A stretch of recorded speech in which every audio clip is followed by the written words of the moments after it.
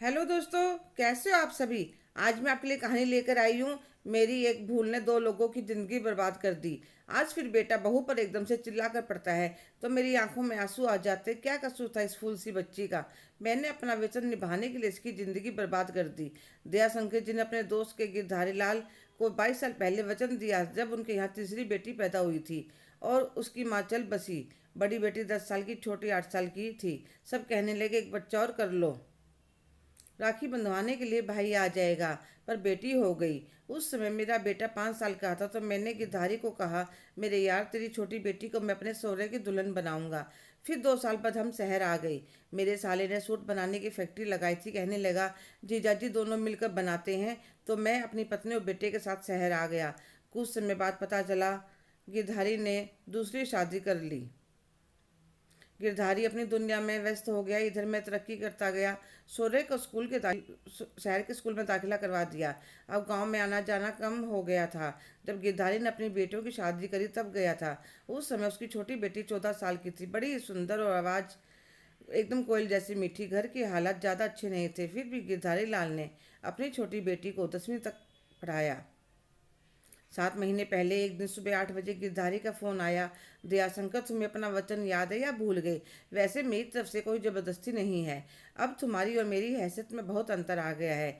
यह कैसी बात कह दी यार। मैंने वचन दिया था और वह मैं निभाऊंगा। मैंने सौर्य के सामने बात चलाई तो वह एकदम से भड़क गया। पापा, यह कैसी बात कर रहे हो आप। मैंने डबल एमए किया और वह गांव में पली बड़ी 10वीं पास है। शहर में रहने के दो तरीके नहीं जानती। अरे हम भी तो गांव में ही पले बड़े हैं। तो क्या शहर वालों ने निकाल दिया। पापा, इतने सालों में बहुत कुछ बदल गया है। मैं इतनी बड़ी मल्टीनेशनल कंपनी में काम करता हूँ, क्या कहूँगा अपने दोस्तों से, ऑफिस कुलिक से। मैं कुछ नहीं जानता। मैंने वचन दिया है अगर तुमने शादी के लिए हाँ नहीं करी तो तुम्हारी माँ तो दुनिया से चली गई है, मैं घर छोड़कर चला जाऊंगा।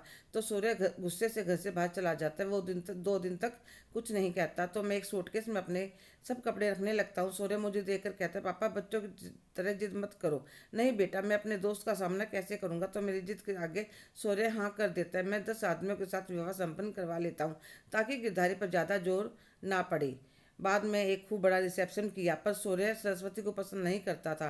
वह हनीमून पर न जाने के लिए भी ऑफिस छुट्टी नहीं मिल सकती का बहाना बना देता है। मैं देख रहा था इतने महीनों से सरस्वती सूर्य को खुश रखने की भरपूर कोशिश कर रही थी, पर उसका मूड खराब ही रहता। आज फिर बहू पर बिना बात के चिल्ला पड़ता है। मैंने बहू से पूछा, क्या हुआ, क्यों चिल्ला रहा था नालायक। वह पापा जी, उनके ऑफिस में पार्टी है। रात को इनके दोस्त का फ़ोन आया था कि भाभी को भी साथ ले आने, इसलिए इनका मूड खराब हो गया था। आज मैं बहुत परेशान था, क्या करूं जिससे मेरे बहू बेटा दोनों खुश रहे। इतने में मेरी छोटी बहन जो एक कॉलेज में लेक्चरर थी का फ़ोन आ गया। मेरी आवाज़ सुनकर कहने लगी,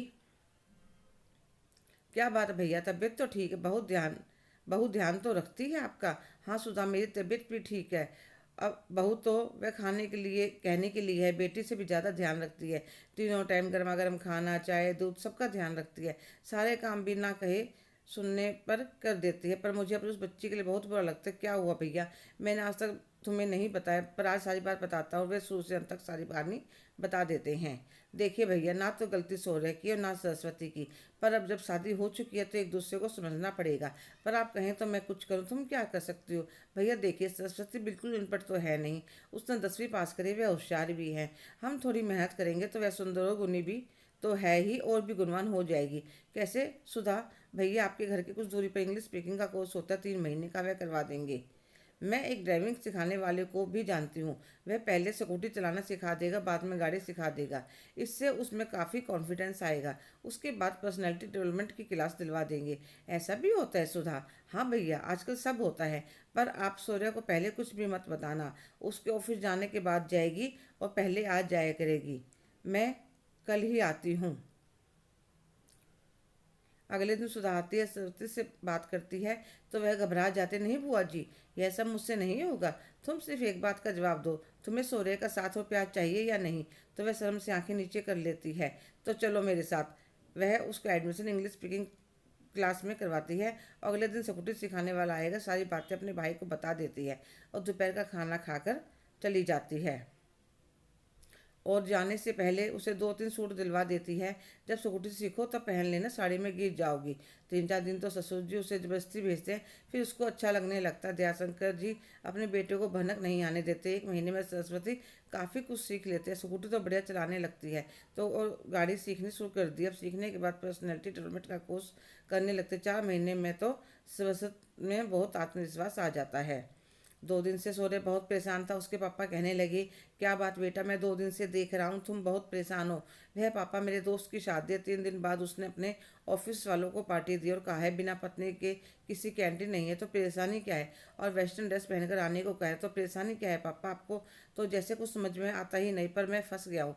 उसे सरस्वती से कहना पड़ा, कोई अच्छी सी साड़ी पहनकर तैयार हो जाना, मजबूरी है, इस बार तो लेकर ही जाना पड़ेगा। आज शाम को ऑफिस से आने के बाद चलना है, तैयार रहना। तो वह बुआ जी के पास फ़ोन करते हुए उसे कुछ समझाती हैं। दोपहर का खाना ससुर जी को खिलाकर वह बाजार चली जाती है।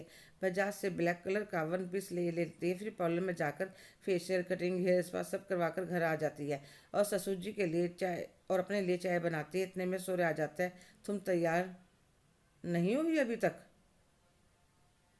बस अभी हो जाती हूँ जी। सूर्य अपने कपड़े लेकर दूसरे कमरे में चला जाते हैं, कहकर जल्दी तैयार होना। फिर सरस्वती अपने कमरे में तैयार होने लगती है। उसके बाल बहुत खूबसूरत थे, सुंदर तो वह थी ही। 1 पीस पहनकर, कानों में डायमंड के इयररिंग्स पहने, हाथों में ब्रेसलेट, एक हाथ में घड़ी, हाई हील की सैंडल, हाथ में छोटा सा पर्स, खुले बाल।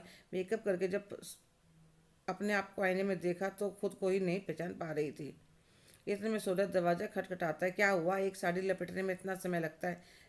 वह गेट खोलती है। सूर्य उसकी तरफ देखता है तो देखता ही रह जाता है, पर कहता कुछ नहीं और बाहर गाड़ी में आकर बैठ जाता है। सरस्वती भी आकर बैठ जाता है। सूर्य गाड़ी चलाते हुए बीच बीच में सरस्वती को देखे जा रहा था।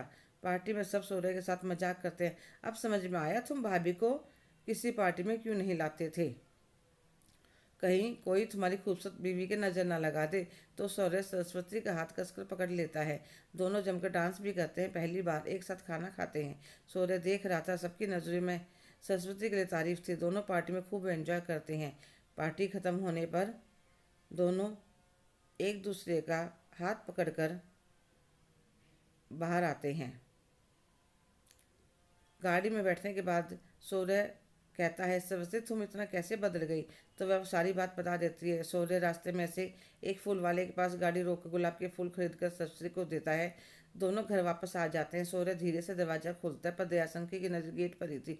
वह धीरे से कमरे से बाहर देखते हैं। दोनों बच्चों के चेहरे पर खुशी, दोनों ने एक दूसरे का हाथ पकड़ा हुआ था और अपने कमरे में चले जाते हैं। इतने दयाशंकर के कानों में सूर्य की आवाज़ आती है, आई लव यू सरस्वती। तो उनके चेहरे पर हल्की सी मुस्कान आ जाती है और मन ही मन अपनी बहन को धन्यवाद कहते हैं। हेलो दोस्तों, कैसे हो आप सभी? आज की कहानी आपको कैसी लगी, कमेंट करके ज़रूर बताइएगा।